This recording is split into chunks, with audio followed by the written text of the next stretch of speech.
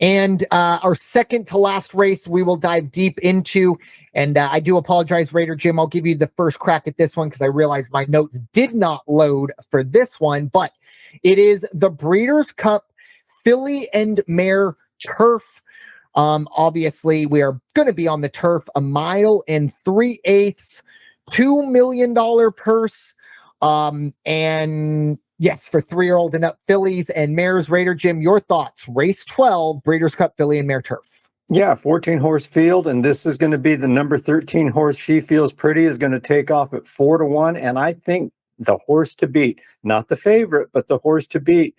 J.R. Velasquez is going to be riding this one. I like the post position on She Feels Pretty. I think that's going to be very advantageous for her. She's going to be able to just kind of keep to the outside, stay out of the pack, and then he's going to be able to stalk a little bit, come up on the outside and do his thing the way he knows how to do it. The other horse I like is in the middle, almost, the 9-horse, Cinderella's Dream. Charlie Appleby is not going to leave Del Mar without making it in the money on a handful of times over 2 days. And this is going to be one of those with Cinderella's Dream running out of the 9. Then we also have, now they have, it's very interesting, at 7-2 right now, Gezora, the 5-horse from France, that horse is at 3-2 or at 7-2. The favorite right now, and I don't know why. Very disappointing run the last time out. Has done okay, did okay before that, the 2 races prior to that. I just think that they're overvaluing this horse. I don't see Gezora running away with this, even though there's that trainer again, Francis Grafford. Maybe he knows something that I don't, and he's going to make me eat my words come Saturday, but I just can't do it. Maybe I could go underneath with that horse. That horse is not going to win the race, though, in my opinion. It's going to be the 13 horse. It's going to be Cinderella's Dream, the 9 horse. Or you might even see Diamond Rain from Great Britain, Charlie Appleby's other entry, the 6 horse. You can't go wrong with any of those. So you've got 6, you've got 9, you've got 13, and then maybe 5. I really have to do a little more research on. I should have done it. Gezora, though, I'm just kind of skeptical about that horse. Yeah, I thought the same thing when you kind of just do the quick little gloss over and you see 7-2 and you go, oh. And again, this is a horse, a French horse, that has only raced in France, which is fine, no big deal. But they run with time form ratings, which are a little more inflated than Beyers. And a 104 time form is about a 90 to 95 Beyer, which again is fine. But to be a favorite for a Breeders' Cup race is definitely head scratching. It's very scary to me because we always do this, even when it comes to the NFL. Sometimes we see lines and we go, what are they thinking? And then you stop and you go, oh, hold on. What do they know that I don't? And that's kind of how I feel about Gezora, but plenty of value to go around.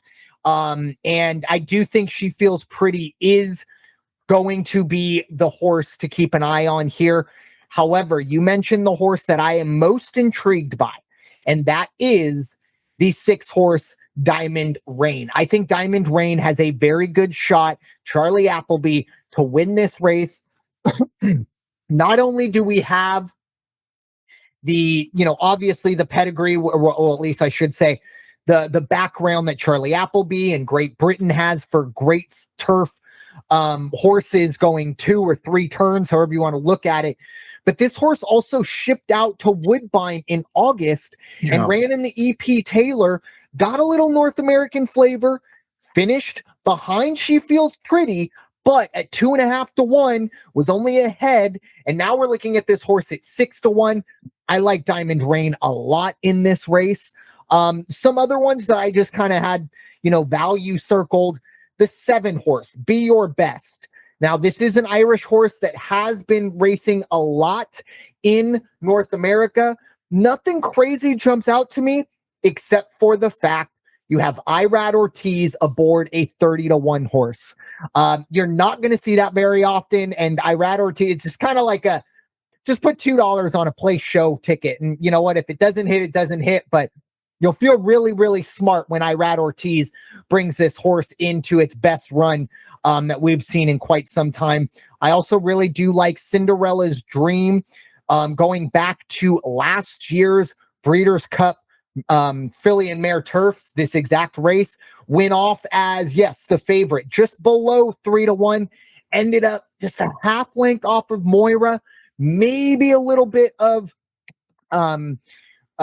revenge here. Moira isn't in this race, but just maybe an opportunity to kind of avenge that. At 9-2, I think that's a great value for Cinderella's Dream. Even better than, well, not better than She Feels Pretty, but I do like Cinderella's Dream. And finally, the last one I'm going to bring up is the 14 horse. I do not like this post position, but See the Fire, 5-1. I'd like to see that number jump up a little bit more, but this horse has been in the time forward triple digits since last June. So the last 1, 2, 3, 4, 5, 6, 7, 8, 9, 10. Last 10 races for this horse, all been triple digit time forms with a low of 110. So I'm not talking about 101s here. So again, that's about a 98 to 102 for the buyer scores. I love this horse at 5-1. I don't like the post position going forward, but it's going to be a very interesting race with a lot of international flavor. Charlie Appleby might get 2 in the money in this one, and that's kind of what he's expecting going forward. But